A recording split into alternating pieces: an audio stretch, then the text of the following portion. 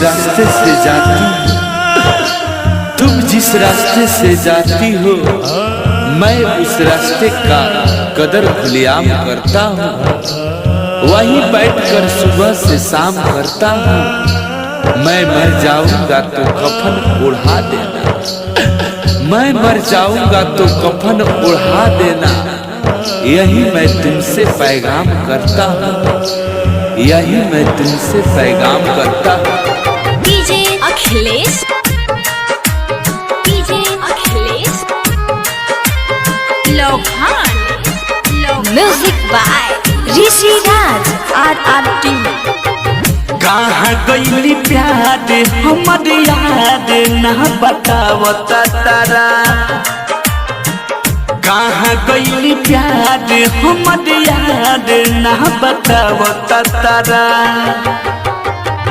दुख के समैया में ना होता कोई सहारा रे, दुख के समैया में ना होता कोई सहारा रे। कहाँ गईली प्यार हमर याद ना बतावता तारा, कहाँ गईली प्यार हमर याद ना बतावता तारा। DJ Akhilesh, DJ Akhilesh Lohan, recording by RRT digital recording studio छड़ादाना।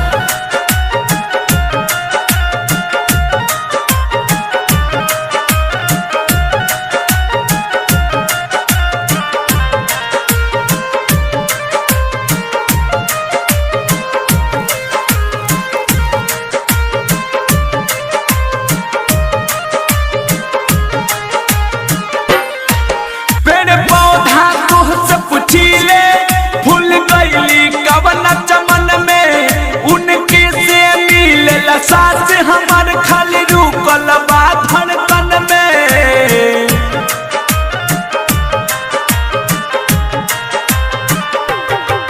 पेड़ पौधा तुहसे पूछिले फूल गईली कवन चमन में। उनके से मिलेला सास हमार खाली रुकल बा धड़कन में। सीतम के पहाड़ बब छाड़ कैले दुनिया सारा, कहाँ गईली प्यार हमर याद ना बतावता तारा।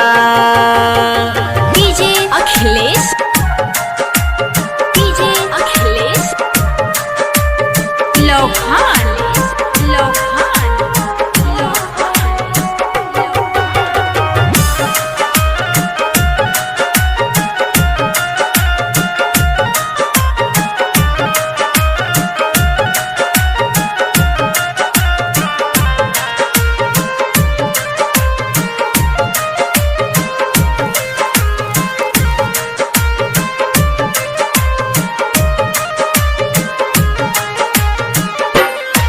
जिंदगी बेजान भइल बा ओही हमारा सनम के बिना रे।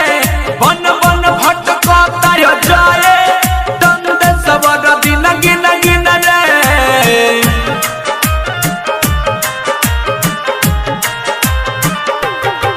जिंदगी बेजान भइल बा ओही हमारा सनम के बिना रे।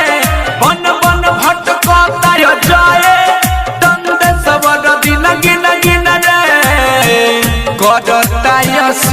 के अफसोस जान मिलती दोबारा। कहाँ गईली जान हमर प्राण ना बतावता तारा, कहाँ गईली प्यार हमर याद ना बतावता तारा।